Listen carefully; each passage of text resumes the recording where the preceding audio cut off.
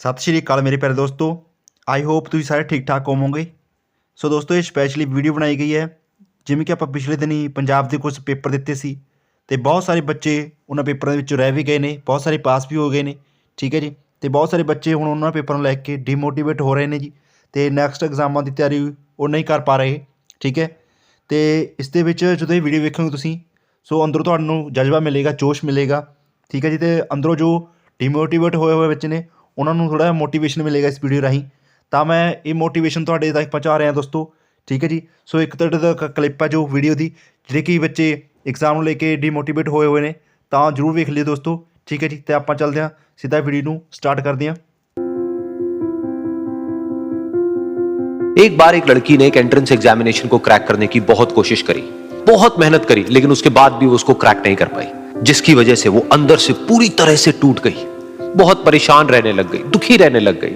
उसके पिता से अपनी बेटी की यह हालत देखी नहीं गई। फिर उन्होंने एक दिन अपनी बेटी को बुलाया और उन्होंने अपनी बेटी को कहा कि तुम मेरे साथ एक बार किचन में चलो, मुझे तुम्हें कुछ दिखाना है। किचन में पहले से ही उन्होंने गैस स्टोव के ऊपर 3 बोल रखे हुए थे। फिर उन्होंने उन तीनों बोल्स के अंदर पानी भरा, एक के अंदर कुछ आलू डाले, एक के अंदर कुछ अंडे और एक के अंदर कॉफी बीन्स, और उसको उबलने के लिए छोड़ दिया। उसके बाद में 5 मिनट हो गए, 10 मिनट हो गए, 20 मिनट हो गए, और वो वहां पर खड़े रहे अपनी बेटी के साथ में और उसको देखते रहे।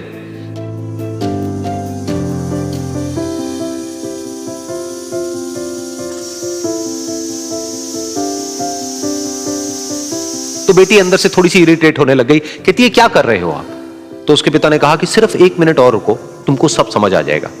फिर उसके बाद में एक एक करके उन्होंने गैस स्टोव को बंद किया और जो पहला बोल था उसमें से आलू निकाले और निकाल करके एक प्लेट पे रख दिए। दूसरे बोल में से उन्होंने वो अंडे निकाले और निकाल करके एक और प्लेट में रख दिए, और तीसरे बोल में से जो कॉफी थी उसको छान करके एक कप के अंदर भर दिया और वो वहीं सामने स्लैब पे रख दिया और अपनी बेटी से पूछा कि तुम्हें क्या दिख रहा है? तो उनकी बेटी को थोड़ा सा गुस्सा आ गया। उसने कहा कि इसमें देखना क्या है, एक में आलू है, एक में अंडे हैं और एक में कॉफी है।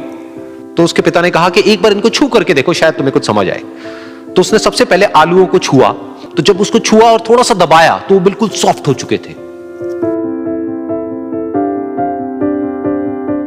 तो उसके बाद में उसके पिता ने उन अंडों को तोड़ा तो वो हार्ड थे।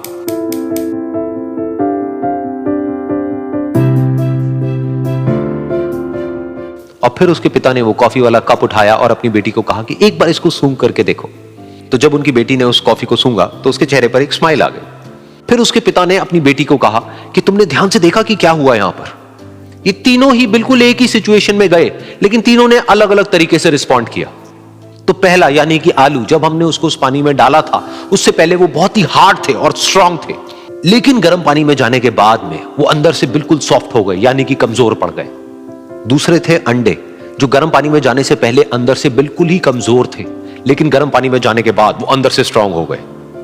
तीसरी थी कॉफी, जिसने कुछ ऐसा किया जो इन दोनों से बिल्कुल अलग था, यानी कि उसने उस गर्म पानी में जाने के बाद में खुद को नहीं बदला, बल्कि उस पानी को ही बदल दिया।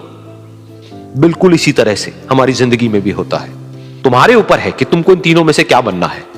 एक, आलू के जैसा, यानी कि जब तुम्हारी जिंदगी में कोई मुश्किल आए तो तुम अंदर से पूरी तरह से टूट जाओ, यानी कि कमजोर पड़ जाओ।